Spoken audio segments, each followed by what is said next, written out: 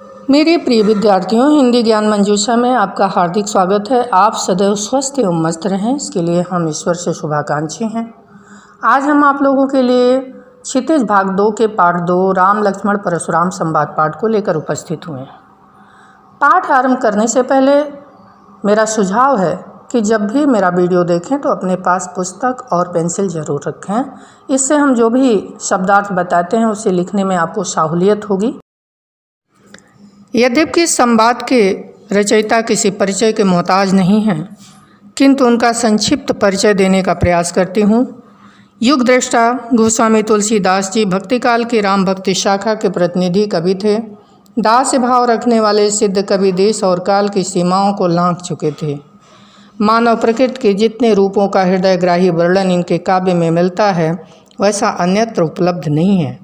इनका श्री रामचरितमानस मानव संस्कृत का अमर काव्य है। गोस्वामी जी का जन्म 1532 ईस्वी में बांदा जिले के राजापुर ग्राम में हुआ। इनके पिता का नाम आत्माराम दुबे तथा माता का नाम हुलसी था। अभियुक्त मूल नक्षत्र में पैदा होने के कारण इन्हें त्याग दिया गया था। बचपन अनेकानेक आपदाओं में व्यतीत हुआ। इनका विवाह सुंदर एवं विदुषी कन्या रत्नावली से हुआ। गोस्वामी जी अपनी पत्नी से अत्यंत प्रेम करते थे। एक बार जब वह बिना बताए मैके चली गई तो अर्ध रात्रि में आंधी तूफान का सामना करते हुए ससुराल जा पहुँचे। इस पर पत्नी ने इनकी कड़ी निंदा की और अपमानित करते हुए कहा, अस्ति चर्म मय देह मम तामे ऐसे प्रीत तैसे जो श्री राम होत न तो भयभीत।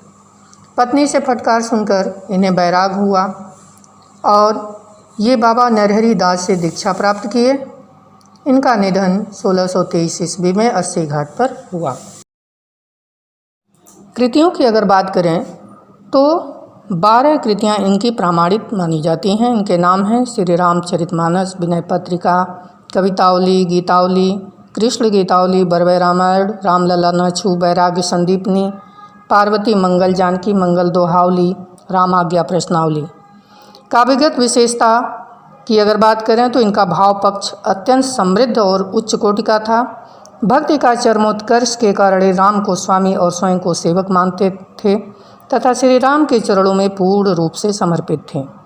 इनका कला पक्ष भी अत्यंत समृद्ध एवं सशक्त था।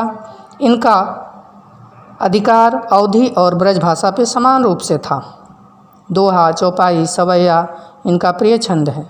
उपमा, उत्प्रेक्षा, अनुप्रास एवं रूपक अलंकार सर्वत्र देखने को मिलते हैं। इन्हें उपमा का बादशाह कहा जाता है। चौपाई पढ़ने से पहले शब्दार्थ देख लेते हैं। शंभुधन, शंभु का धनुष, भंजनिहारा तोड़ने वाला, होई ही होगा, क्यों माने कोई, आयस माने आज्ञा, मोहि माने मुझे, रिसाय माने क्रोध करना, सेवक का अर्थ है सेवक, सो माने वही, अरि करनी माने शत्रुता, लड़ाई लड़ाई, सुनो माने सुन लो, जय माने जिसने, तोरा माने तोड़ा, रिपु माने शत्रु, मोरा माने मेरा, बिलगाव माने अलग हो जाए, बिहाय माने छोड़कर, समाजा माने जन समूह को, नत माने नहीं तो, जई है माने उसके कारण, लखन माने लक्ष्मण, परशु धरहि माने रस के धार के समान व्यंग वचनों से, अवमाने माने अवमानना करना, अपमान करना, लड़िकाई लड़कपन में, अस माने इस प्रकार का, रिस माने क्रोध, किन्ह माने किया, यह माने इसी, कह माने किस लिए, हेतु माने कारण, भृगकुल केतु माने भृगकुल के ध्वजा के समान, कालवश काल के बस में, नृप बालक राजा का पुत्र, त्रिपुरारिधन शंकर जी का धनुष, विदित माने जानता है, सकल माने समस्त। नाथ शंभुधन भंजनिहारा, होई ही क्यों एक दास तुम्हारा। अपने स्वाभाविक कोमल वचनों से मुनि के क्रोध को शांत कराने की चेष्टा करते हुए प्रभु श्री रामचंद्र जी कहते हैं कि हे स्वामी, शिव के धनुष को तोड़ने वाला आपका कोई दास ही होगा।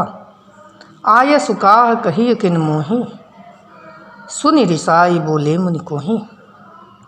फिर उन्हें खुश करने के लिए कहते हैं कि आयस का आपकी क्या आज्ञा है, कहिए किन मोही, आप जो कुछ भी कहना चाहते हैं मुझसे कहिए। सुनि रिसाई बोले मुनिक्रोही। इस पर अत्यंत क्रोधित होकर के मुनि बोलते हैं कि सेवक सो जो करे सेवकाई। सेवक तो वही होता है जो सेवा का कार्य करे। अरि करनी करी करी लड़ाई।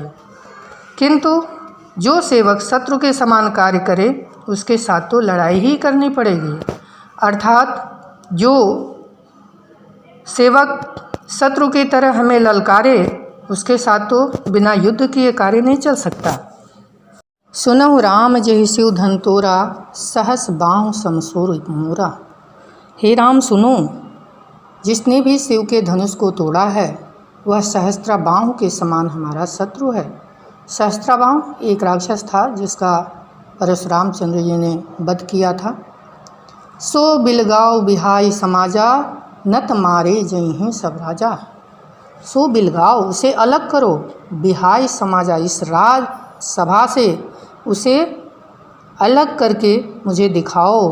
नत मारे जहीं सब राजा, नहीं तो यहाँ पर उपस्थित जितने भी राजा हैं वो सभी मारे जाएंगे। सुनि मुनि बचन लखन मुस्काने, बोले परशु धरहि अवमानी। मुनि के इस तरह क्रोधपूर्ण वचन को सुनकर के लक्ष्मण जी मुस्कुराने लगते हैं और उनके फरसे का अपमान करते हुए बोलते हैं कि बहु धनुहि तोरी लरिकाई, कबहु न असुर स्कीन गोसाई। गोसाई स्वामी को कहते हैं, हे स्वामी, बहु धनुहि तोरी लरिकाई। बचपन में तो हम लोगों ने बहुत सारे धनुहियाँ को तोड़ा है, बहुत सारे धनुष हमने खेल खेल में तोड़ दिया था। कबहु न असुर स्कीन गोसाई, आपने इस तरह का क्रोध कभी नहीं किया। यही धनु पर ममता के हेतु, हेतु माने कारण, के ही हेतु, किस कारण से इस धनुष पर आपका इस प्रकार का ममता है, इससे इस तरह का मोह क्यों है। सुनि रिसाई कह भृगुकुल केतु। इस पे भृगु वंश के ध्वजा स्वरूप मुनि परशुराम चंद्र जी अत्यंत क्रोधित होकर के कहते हैं कि रे नृप बालक काल बस बोलत तो हिन संहार, धनु ही सम त्रिपुरारुधन विदित सकल संसार। हे राजा के पुत्र नृप बालक, बोलत तहि न संहार, तू काल के बस में होकर के संभाल के बात नहीं कर रहा है, तू होश में नहीं है, अपने आप को तू संभालो। धनु ही सम त्रिपुरारुधन विदित सकल संसार। भगवान शंकर का धनुष समस्त विश्व में प्रसिद्ध है, इसकी तुलना तुम सामान्य धनुषों से कर रहा है। अरे अबोध बालक, यह कोई सामान्य धनुष नहीं है जिसकी तुलना तुम बचपन में तोड़ी हुई धनुष से कर रहे हो। इस चौपाई में अवधी भाषा का प्रयोग हुआ है।